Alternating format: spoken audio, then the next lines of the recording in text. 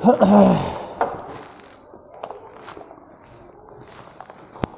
हिंद दोस्तों।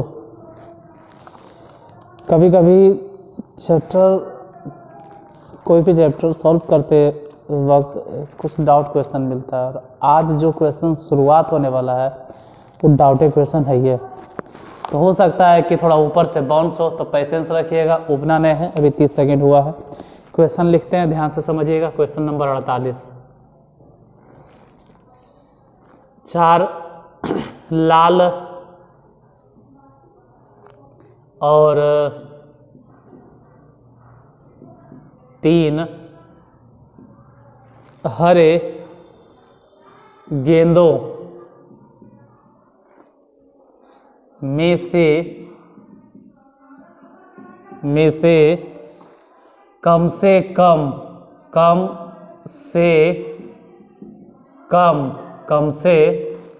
कम एक लाल गेंद का चुनाव। एक लाल गेंद का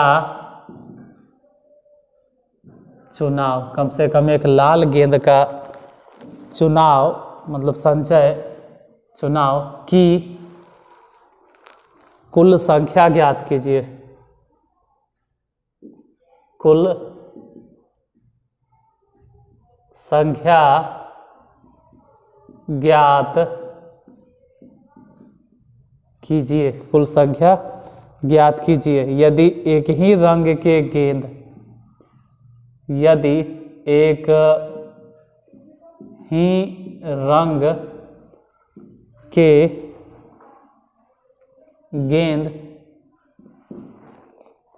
भिन्न है, एक ही रंग के गेंद भिन्न है,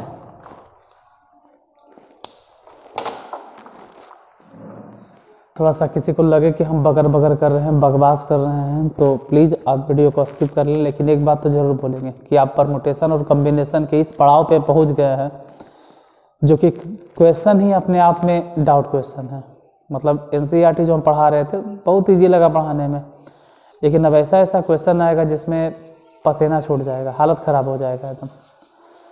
मतलब ही नहीं कि नहीं बनेगा, ये नहीं कह रहे, सोचने पे आपको मजबूर कर देगा कभी कभी। तो कहो कि हमको भी जैसे उसी में से 4 लाल और 3 हरे गेंदों में से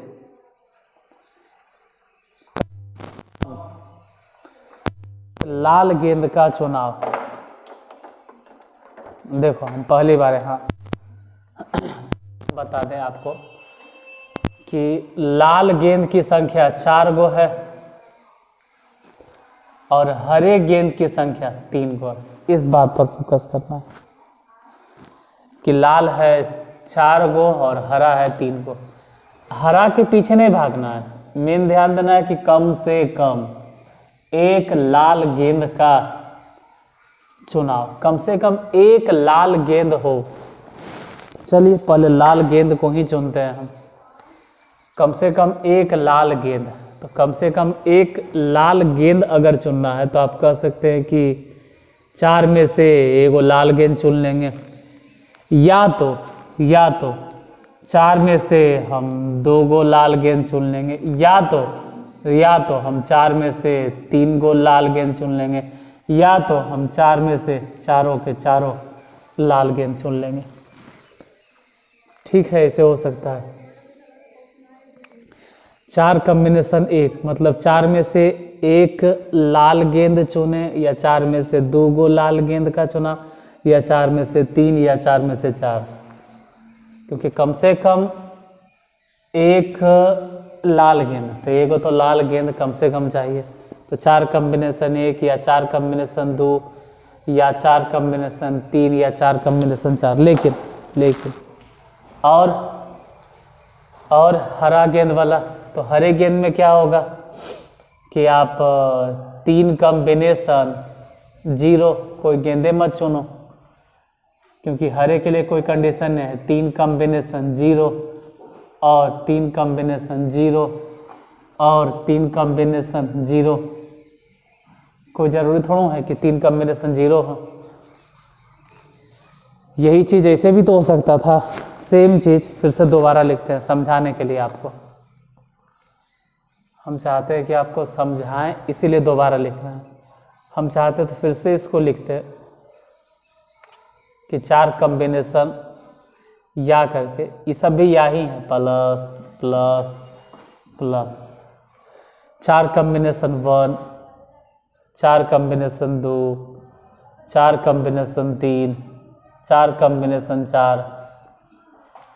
इस बार हो सकता था कि 3 में से हम ए को चुने, फिर 3 में से 2 को चुने, फिर 3 में से एक को चुनना है, एक को 3 में से एक को चुने। या ये भी हो सकता है कि फिर से लिखो 4 कॉम्बिनेशन 1, 4 कॉम्बिनेशन 2, 4 कॉम्बिनेशन 3, 4 कॉम्बिनेशन 4 और 3 कॉम्बिनेशन 2 गुने 3 कॉम्बिनेशन 2 गुने 3 कॉम्बिनेशन 2 गुने 3 कॉम्बिनेशन 2।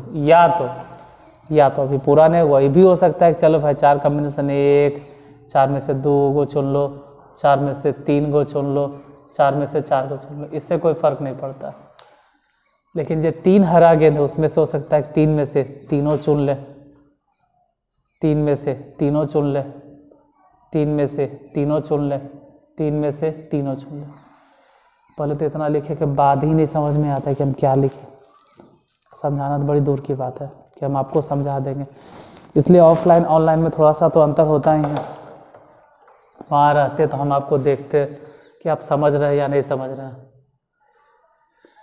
मतलब लाल गेंद को चुनने का तरीका लाल तरीके से लिखती हैं, लाल लाल लाल। लेकिन जब लाल गेंद को हम ऐसे चुन सकते हैं 4 कॉम्बिनेशन 1 या 4 कॉम्बिनेशन 1 या 4 कॉम्बिनेशन 1 या 4 कॉम्बिनेशन 1, मतलब 4 में से अगर एक लाल गेंद चुनते हैं तो ऐसे ही समझ लो भाई कि 4 में से अगर एक आप लाल गेंद चुनते हैं तो वैसे में 3 में से 0 चुन लेंगे हरा, या 3 में से 1 को चुन लेंगे, या 3 में से 2 को चुन लेंगे, या 3 में से 3 को। या फिर ऐसे समझो कि अगर 4 में से 2 लाल गेंद अगर चुनते हैं तो फिर ये भी हो सकता है कि 2 लाल गेंद तो हरा 0 या हरा 1 हरा 2। अगर समझ रहे हैं तो ठीक है, और नहीं समझ रहे हैं तो इसमें हम दूसरे की तरह झूठ नहीं बोल सकते कि हम आपको समझा ही देंगे। प्रयास कर रहे हैं समझे, ठीक, इसलिए इतना लिखे भी हैं। सबको ऐड कर देना, ये जितना हल करके आएगा सबको ऐड करना, और इतना लंबा हल करना मतलब इसी में घूमते रह जाइएगा। फिर शॉर्ट आउट करेंगे, मतलब छोटा करेंगे हम थोड़ा सा, इसी को छोटा करके लिखेंगे। अब ध्यान देना छोटा करके क्या लिखेंगे, ध्यान देना, नहीं तो सब बाउंस कर जाएगा ऊपर ऊपर। यहाँ ध्यान देना 4 कॉम्बिनेशन 1, और ये भी अगर ध्यान से देखें तो 4 कॉम्बिनेशन 1। पहले इसी लाइन को देखो, ये 4 कॉम्बिनेशन 1 है, और देखने में तो लग रहा है कि 4 कॉम्बिनेशन 3 है, लेकिन ये 4 कॉम्बिनेशन 3 नहीं है, घटा के ही हो जाएगा 4 कॉम्बिनेशन 1। तो यहाँ भी 4 कॉम्बिनेशन 1 और यहाँ भी 4 कॉम्बिनेशन 1, मतलब यही लाइन हम यही सॉल्व कर लेते हैं और लिख देते हैं कि 4 कॉम्बिनेशन 1, 4 कॉम्बिनेशन 1, मतलब 2 बार मिला 4 कॉम्बिनेशन 1, और गुने ये 3 कॉम्बिनेशन 0। चलो भाई लिख देते हैं कि 3 कॉम्बिनेशन 0, हालांकि ऐसे भी 3 कॉम्बिनेशन 0। अगर लोअर सफिक्स 0 हो, अगर लोअर सफिक्स 0 हो तो उसका मान 1 होगा, या तो फिर अपर सफिक्स और लोअर सफिक्स दोनों आपस में बराबर हो गया तब भी उसका मान 1 होगा। लगता है कुछ गलती बोल दी हमने, तो 0 बोल दिए, 1 होगा। क्या करें यार, कुछ दिनों से थोड़ा सा अपने पढ़ाई में भी हम व्यस्त थे, मेरा भी एग्ज़ाम था, तो आपके लिए हम क्लास नहीं ले पा रहे हैं, और ले भी पा रहे तो सही से यहाँ से हम मेंटलिटी स्टेबल नहीं हो पा रहे हैं, अपने आपको स्टेबल नहीं कर पा रहे हैं। तो आप लोग से माफ़ी चाहते हैं कि दिसंबर ख़त्म होने वाला है और हम अपने बातों को पूरा नहीं कर पाए। खैर कोई बात नहीं, उतना तो आप पे विश्वास है कि आप लोग हमको माफ़ कर देंगे। कहाँ थे हम, कहाँ भटक गए। हम ये कह रहे थे कि अगर लोअर सफिक्स 0 हो या अपर और लोअर सफिक्स दोनों आपस में बराबर हो तब भी उसका मान 1 होगा। तो ये तो 1 हो गया, मतलब ये वाला सॉर्ट आउट करके वहाँ लिखे। अब यहाँ ध्यान देना, यहाँ ध्यान दीजिएगा। अभी अभी बोल रहे थे ना कि अपर सफिक्स और लोअर सफिक्स अगर दोनों बराबर हुआ तो 1, और फिर अगर लोअर सफिक्स 0 हुआ तब भी 1। तो ये तो ऐसे भी आपको समझ में आना चाहिए कि हल करके कितना हो जाएगा 1। लिखेंगे लेकिन उससे पहले ये तो लिख लें 4 कॉम्बिनेशन 2। देखो आप 4 कॉम्बिनेशन 2 आपको इतना स्पीड में सॉल्व कर ले आना चाहिए कि 4 कॉम्बिनेशन 2 डायरेक्ट एकदम हो गया कितना 6। और अभी अभी बोलें कि अगर लोअर सफिक्स 0 है तो इसका मान 1, तो 1 गुना करे चाहे नहीं करे। ये ध्यान से अगर देखो तो ये तो हो गया ना। हाँ यहाँ पर ये 1 और गुने 1 मतलब अलग से 1 लिख दो। यहाँ ध्यान से समझना, नहीं तो ऊपर ऊपर पता चला कि उड़ गया। इधर आ जाइए, इस लाइन को सॉल्व करते हैं। 4 कॉम्बिनेशन 1, यहाँ भी ध्यान देना। 4 कॉम्बिनेशन 1, इन सबको अभी रह देते हैं। हम ये बताना चाह रहे हैं कि 3 कॉम्बिनेशन 1 कहाँ थे यार, गड़बड़ हो गया। ये वाला 4 कॉम्बिनेशन 3 और 4 कॉम्बिनेशन 1, ये दोनों आपस में एक जैसन है। मतलब 4 कॉम्बिनेशन 1 और ये भी तो 4 कॉम्बिनेशन 1 है। मतलब फिर से बोलो कि 2 गो हो गया 4 कॉम्बिनेशन 1, और उसके साथ साथ गुना क्या है 3 कॉम्बिनेशन 1 प्लस फिर क्या बचा, ये वाला बच गया 4 कॉम्बिनेशन 2। हल करने के लिए जल्दी में आना चाहिए। ऐसा तो आपको हल कर सब आना चाहिए, लेकिन उस सबको जोड़ जोड़ के लिख रहे हैं। 4 कॉम्बिनेशन 2 मतलब ये 6 हो गया, और ये वाला 3 हो गया। तो ये 6 और 3 मतलब कि 6 3। देखो फिर से समझा देते हैं। ये हो गया 6, ये हो गया 3, 6 3 18 प्लस ये 4 का, तो ये तो 1 हो गया प्लस में 3। इसको 3 लिख देते हैं बराबर। इस लाइन को सॉल्व करते हैं। इसको देखो 4 कॉम्बिनेशन 1 यहाँ पर, और बार बार बोल रहे हैं कि 4 कॉम्बिनेशन 3, ये भी तो 4 कॉम्बिनेशन 1 है। देखो यहाँ 4 कॉम्बिनेशन 1 और 4 कॉम्बिनेशन 3, यही दोनों तो हम डायरेक्ट धर रहे हैं। तो 4 कॉम्बिनेशन 2 बार हो गया, मतलब 2 बार आ गया 4 कॉम्बिनेशन 1, और साथ ही साथ क्या गुना है 3 कॉम्बिनेशन 2। तो लिखेंगे 3 कॉम्बिनेशन 2 प्लस में जो बचा उसको लिखो। तो 4 कॉम्बिनेशन 2 हम बार बार बोल रहे हैं कि 6 होगा। 3 कॉम्बिनेशन 2, इसको हल करके देख लेना, ये 3 कॉम्बिनेशन 1 ही है। ये 3 कॉम्बिनेशन 1 ही है, मतलब 3। तो 6 दिया फिर से 18, फिर से 18 प्लस इधर देखो ये तो 1 हो गया। हल कर लो 1 ही होगा। 3 कॉम्बिनेशन 2, यहाँ ध्यान देना 3 कॉम्बिनेशन 2 को 3 कॉम्बिनेशन 1 बोलते हैं, मतलब 3। 1 गुने 3 तो 3 ही हो गया बराबर। फिर नीचे इसको हल करते हैं। 4 कॉम्बिनेशन 1 हम बार बार समझा रहे हैं। 4 कॉम्बिनेशन 1 और 4 कॉम्बिनेशन 3 दोनों सेम चीज़ है। अब देखो अपर सफिक्स लोअर सफिक्स अगर बराबरे है, लोअर सफिक्स अपर सफिक्स मतलब ये अपर हो गया और ये नीचे वाला लोअर हो गया। अपर और लोअर बराबर है तो 1 हो गया। तो ये 4 कॉम्बिनेशन 1, और यहाँ भी समझो तो ये 3 घटाने के बाद 4 कॉम्बिनेशन 1 मतलब 4 है, वहाँ भी 4 है। तो बोलेंगे ना कि 2 गो मिल गया 4 प्लस फिर क्या बचा, ये वाला हिस्सा तो आप समझ गए कि 6 लिखेंगे, तो इसे भी 1। तो 6 यहाँ से, और ये अगर ध्यान से आप देखो तो इसका मान 1, इसका मान 1, मतलब 6 यहाँ से और 1 इधर से। अब जो आए उस सबको जोड़ के लिख दो।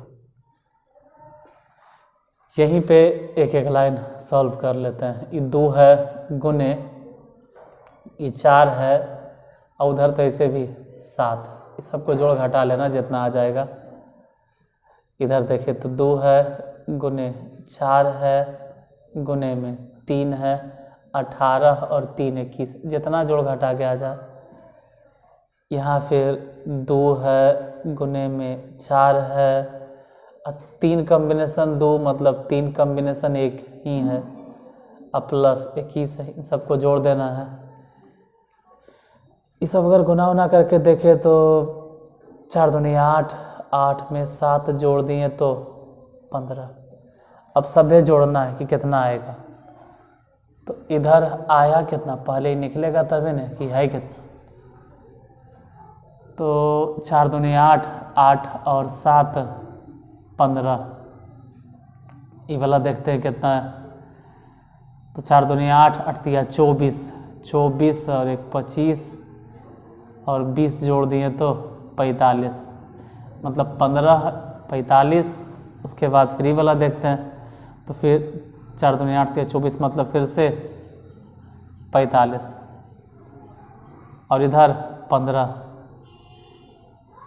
आंसर आ जाएगा ना 45। 45 तो यही 90 हो गया, मतलब सबको जोड़ देना 45 45 90 और 30 यानी कि जोड़ देंगे तो 120, यही आंसर।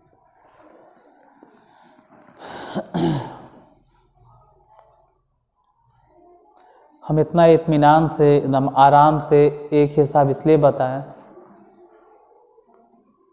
क्योंकि अभी हम भी उतना बड़ा एकदम विद्वान नहीं हो गए हैं, हम खुद पढ़ रहे हैं, मतलब अपने लिए, मेरे पढ़ने का पर्पस अलग है, हम किसी और चीज़ के लिए पढ़ते हैं।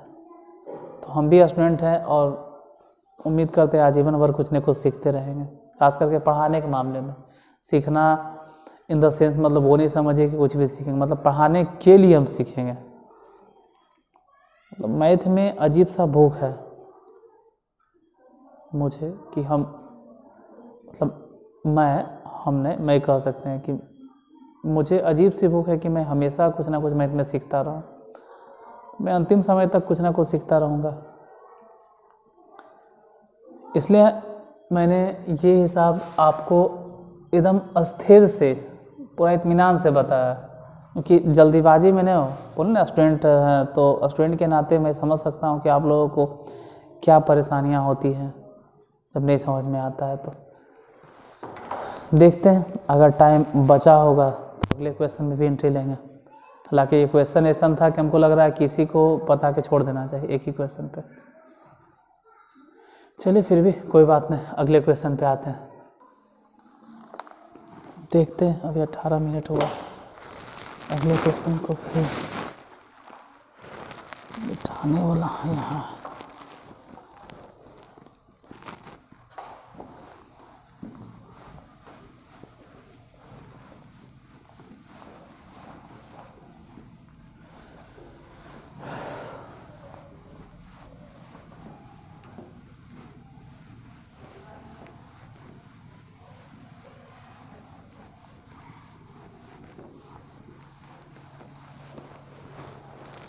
नेक्स्ट 48 में था ये, 48 था। क्वेश्चन नंबर 49 है कि एक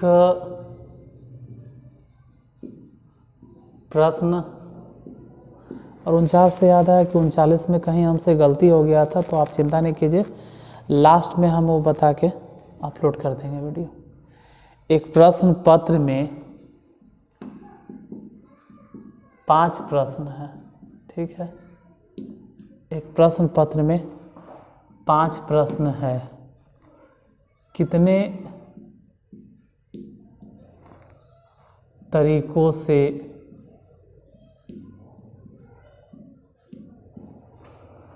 कोई लड़का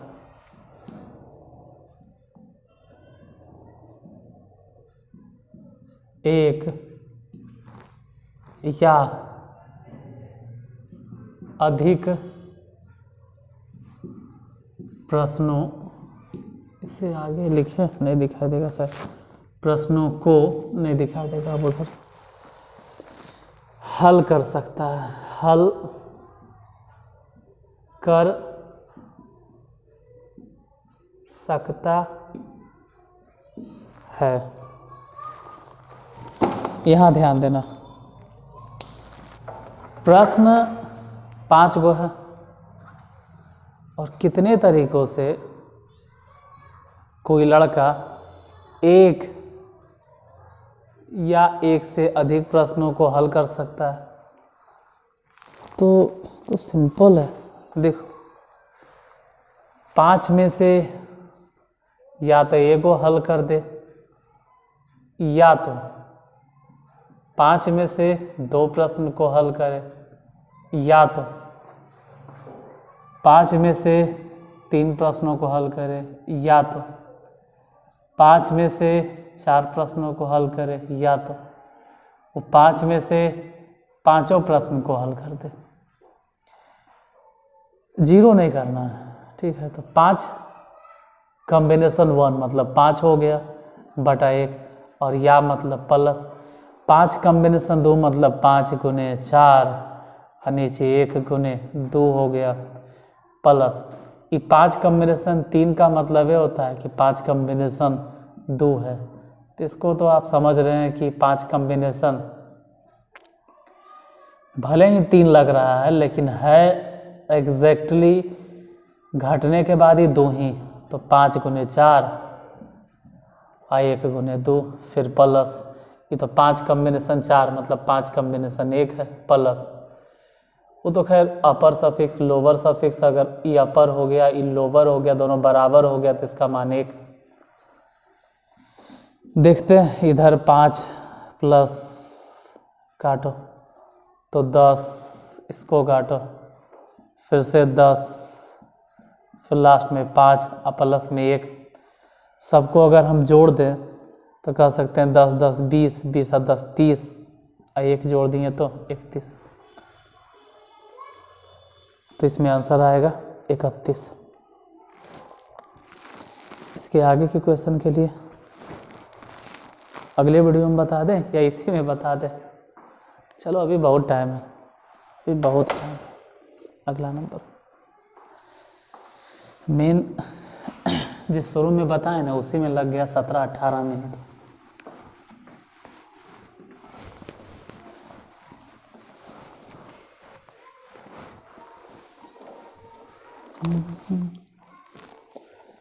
उनचास के बाद 50,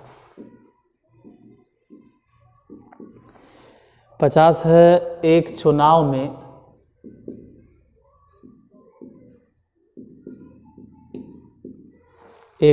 में 3 स्थानों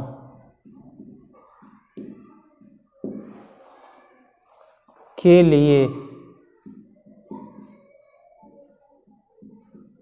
6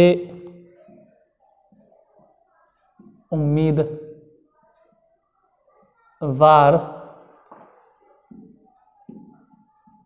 हैं।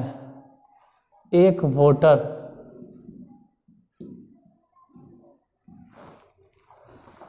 3 उम्मीदवारों को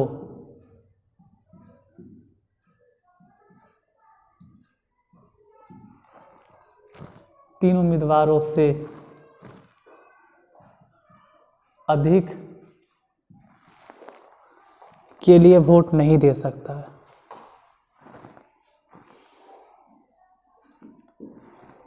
अधिक के लिए वोट नहीं दे सकता है।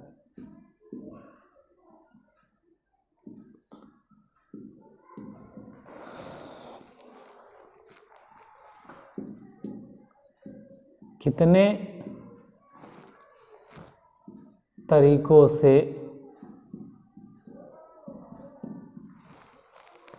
वह वोट दे सकता है, वह वोट दे सकता है।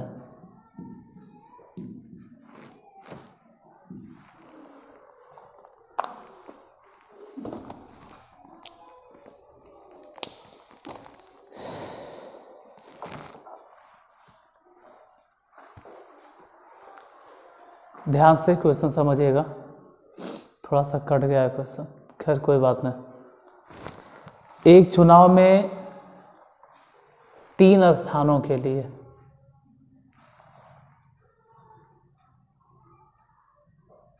6 उम्मीदवार हैं।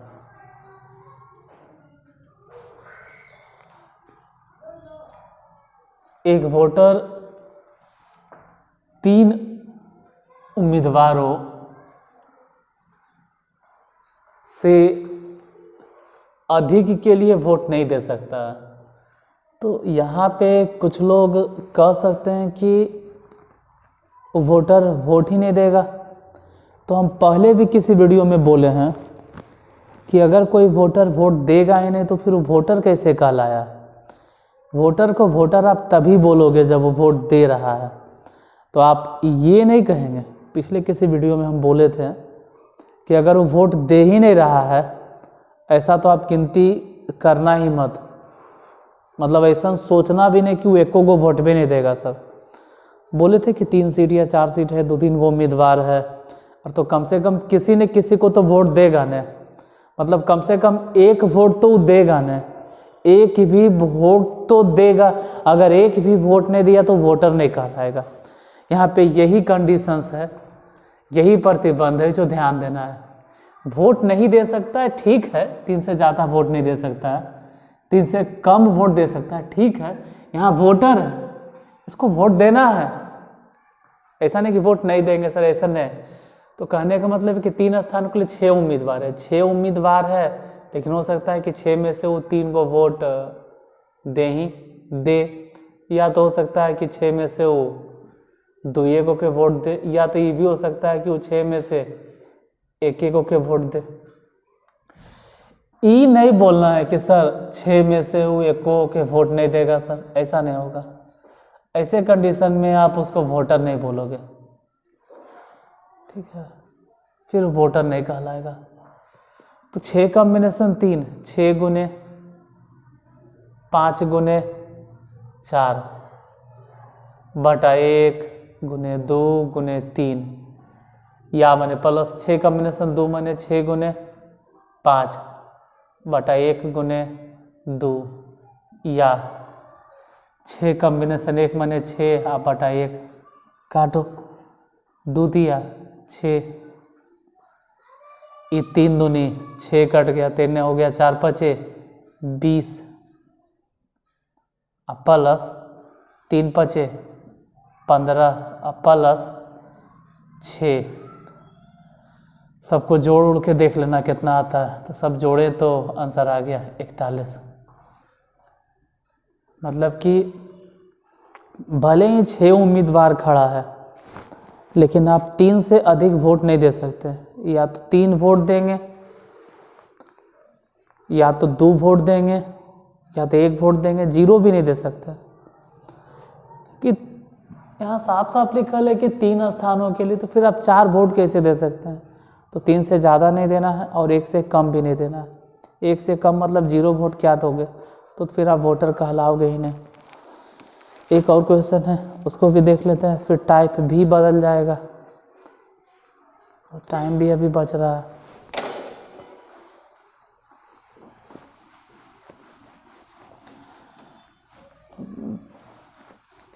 आंसर एक बार चेक कर लीजिएगा, क्योंकि इधर हम जो बता रहे हैं अभी आंसर नहीं चेक कर रहे हैं।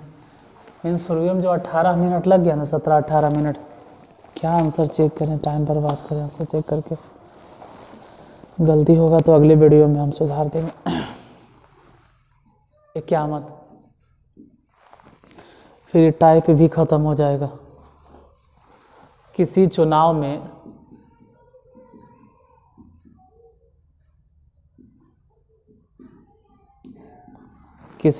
में उम्मीदवारों की संख्या, उम्मीदवारों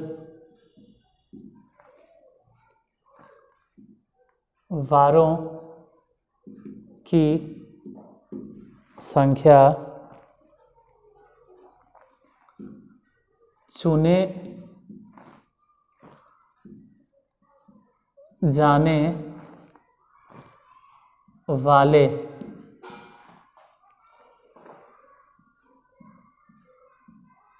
सदस्यों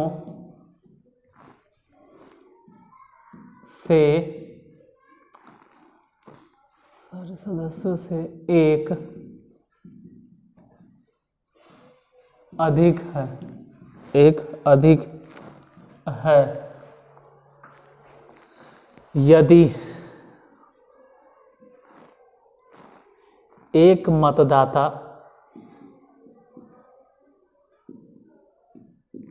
मतदाता अपना मत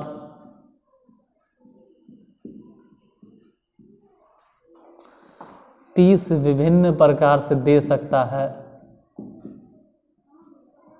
30 विभिन्न प्रकार से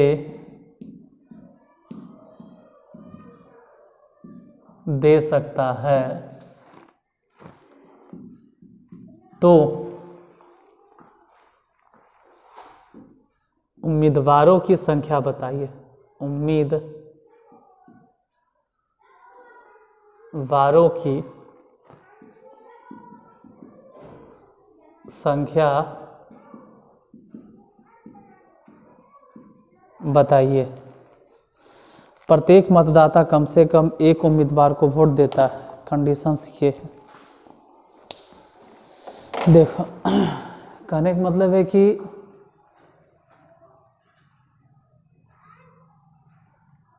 उम्मीदवारों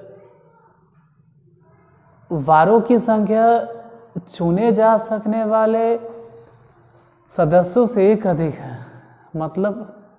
मतलब ये हो गया कि मान लेते हैं कि उम्मीदवारों की संख्या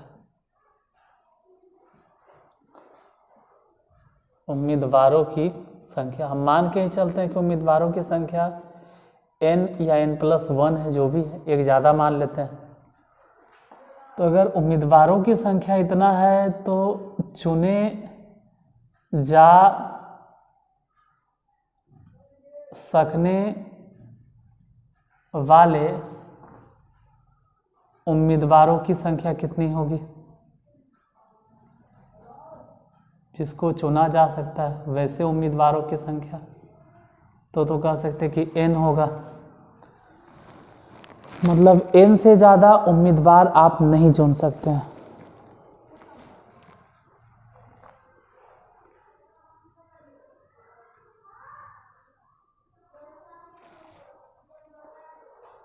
और कंडीशन शुरू में बता दिया है, हम लिखे नहीं हैं यहाँ पे, उसमें लिखा हुआ है कि कम से कम एक उम्मीदवार चुनना है। फिर वही बात जो हम हर बार आपको बोलते हैं कि आप एक भी उम्मीदवार को नहीं चुनेंगे, ऐसा आप बोल ही नहीं सकते।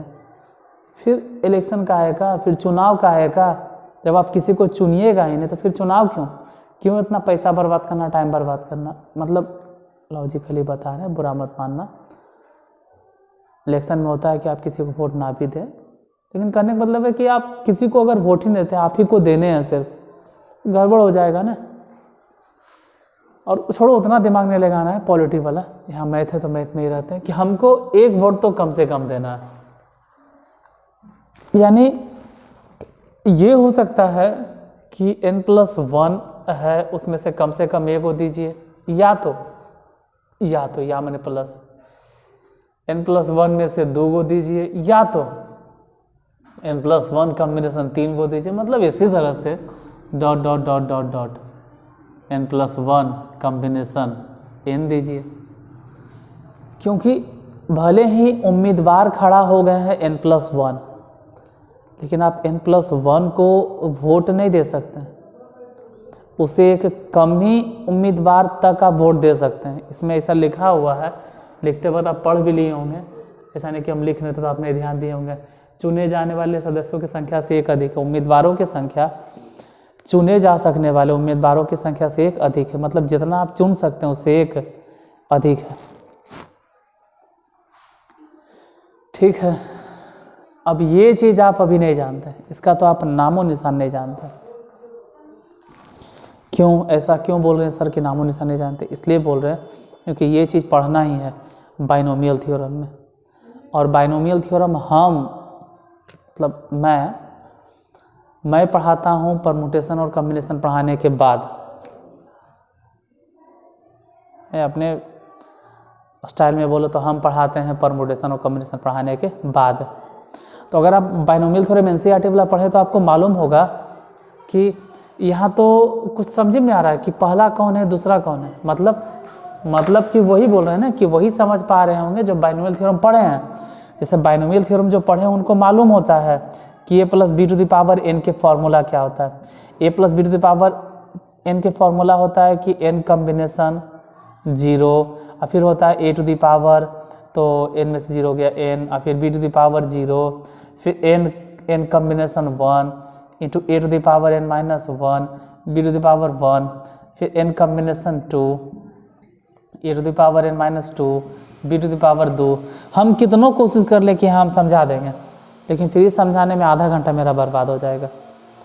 अगर आप एनसीईआरटी वाला सीरीज जिसमें हम बाइनोमियल थ्योरम पढ़ा रहे थे अगर वो पढ़े हैं तो गारंटी के साथ कि आपको समझ में आएगा, और नहीं पढ़े हैं तो माफ़ करना, लेकिन सच्चाई यही है कि आपको समझ में नहीं आएगा जो अब हम लिखेंगे। मतलब कॉम्बिनेशन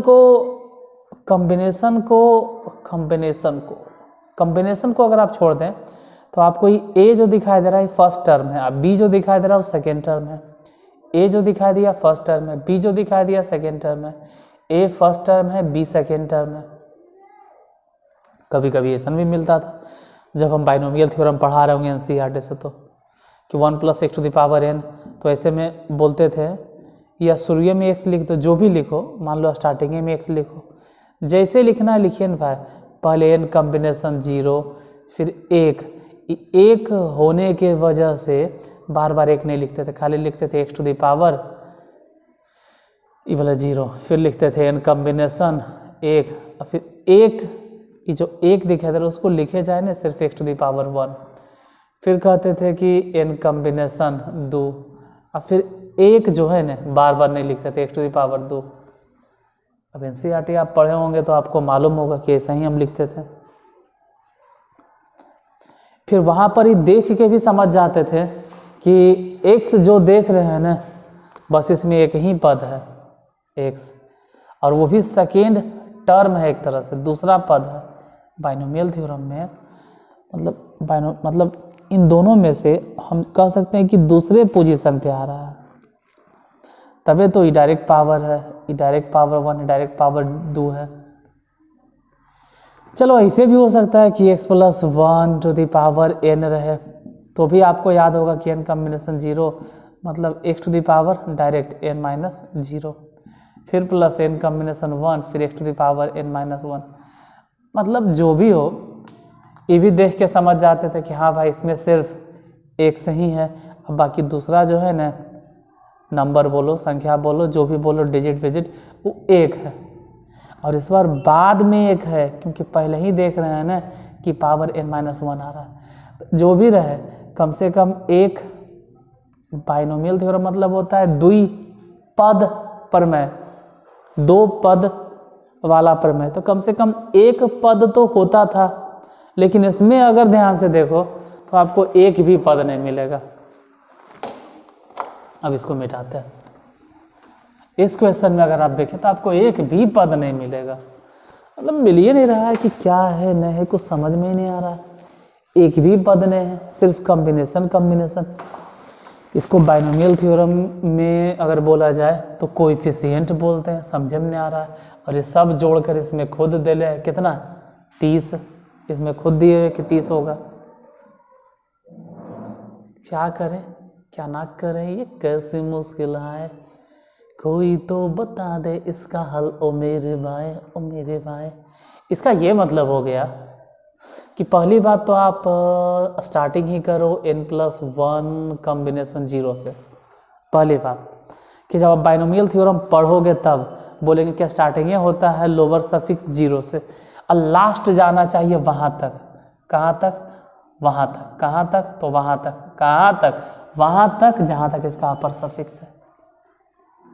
अभी दोनों जोड़ने से जानते हो क्या हुआ? देखो ध्यान से, हम ये जो जोड़े हैं ना कॉम्बिनेशन में ही पढ़ाते हैं कि जो जोड़ भी देते हैं, अगर लोअर सफिक्स का मान 1 है, सॉरी 1 बोल रहे 0 है, तो इसका वैल्यू ऐसे भी 1, और अगर अपर सफिक्स और लोअर सफिक्स दोनों का मान बराबर हो गया तब भी 1। तो ऐसे अगर देखा जाए तो देखने में लग रहा है n+1 कॉम्बिनेशन n+1 क्या क्या जोड़े, लेकिन है 1, इधर भी 1। तो हम इधर अगर 1 1 2 जोड़ दिए तो इस तरफ भी 2 जोड़ देंगे, दोनों तरफ 2। तो यहाँ से लेके यहाँ तक डायरेक्ट बन गया फार्मूला। डायरेक्ट अगर देखें तो कह सकते हैं कि n+1 फल वहाँ तक जो भी गया तो कुछ तो है, कुछ तो है। अब क्या है?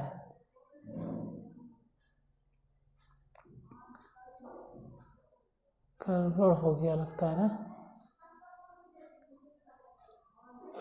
n+1 मान के गड़बड़ी कर दी है। n होता तो वो थोड़ा आसानी से बन जाता, n+1 मानकर हम गलत कर दिए।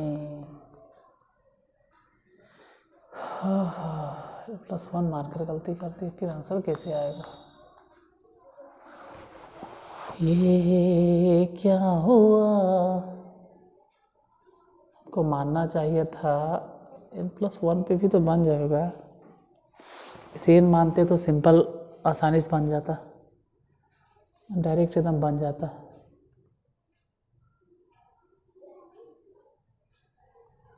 इससे थोड़ा सा दिक्कत होगा, कोई बात नहीं। समझा तो आपको दिए ना, जो समझाना था वो समझा दिए। थोड़ा सा चेंज कर देंगे तो क्या फ़र्क पड़ता है, जो समझाना था वो समझा दें। मान लेते हैं कि उम्मीदवारों की संख्या n और चुने जा सकने वाले n-1, ऐसे मान के चलते हैं, ये ज़्यादा आसानी होगा। तो लिखेंगे n combination 1 plus n combination 2 plus, क्योंकि अब तो समझाइए दिए लग 3 n कॉम्बिनेशन n-1। हम करेंगे यही कि यहाँ n कॉम्बिनेशन n जोड़ देंगे और इधर n कॉम्बिनेशन 0 जोड़ देंगे, ज़्यादा आसान होता है। यहाँ से लेके यहाँ तक अगर देखें कि ऐसे जा रहा है, ऐसे जा रहा है, ऐसे ऐसे बढ़ते जा रहा है, तो इसमें सिर्फ कोएफिशिएंट है सर, कोएफिशिएंट नहीं है। अगर ये पूरे देखेंगे आप, अगर आप ध्यान से देखोगे यहाँ से लेके यहाँ तक जो जोड़े, वो जो 2 जोड़े तो आप समझिएगा, क्योंकि इसका वैल्यू 1 और इसका भी वैल्यू 1। n कॉम्बिनेशन 0 से शुरू हुआ और n कॉम्बिनेशन n तक गया, तो इसको बोला जाता है 2 पे पावर n। अब फिर मन में सवाल उठेगा, ये कैसे हो गया? सवाल पे सवाल, सवाल पे सवाल उठते जाएगा। देखो ये कैसे हो गया। यहाँ पे आप 1 + 1 के पावर n, इसको तोड़ के देखिए। सबसे पहले आप लिखोगे n कॉम्बिनेशन 0, 1 1 है तो 1 लिखे, क्या लिखे? कुछ नहीं। फिर n कॉम्बिनेशन 1, फिर 1 लिखे, क्या लिखे? कुछ नहीं। फिर n कॉम्बिनेशन 2, फिर n कॉम्बिनेशन 3, फिर dot dot dot n combination n। तो ये देख के समझ में आ जाना चाहिए कि सिर्फ कोएफिशिएंट है। n combination 0, n combination 1, n combination 2, n combination 3, n combination n। अगर ऐसा सिर्फ है तो इसका मतलब है कि 2 पे पावर n है, तो वही 2 पे पावर n लिखे। फिर इसको यहाँ लिख देते हैं कि अगर 2 के पावर n है तो 32 को लिखा जा सकता है 2 के पावर 5। तो लोअर मतलब बेस अगर इक्वल है तो पावर बोलो कि n = 5। थोड़ा सा टाइम ज़्यादा हो गया आज, खैर कोई बात नहीं, टाइप हो गया ख़त्म। इसके बाद अगले टाइप और अगले क्वेश्चन के लिए अगले वीडियो में मिलते हैं। तब तक के लिए जय हिंद, जय भारत।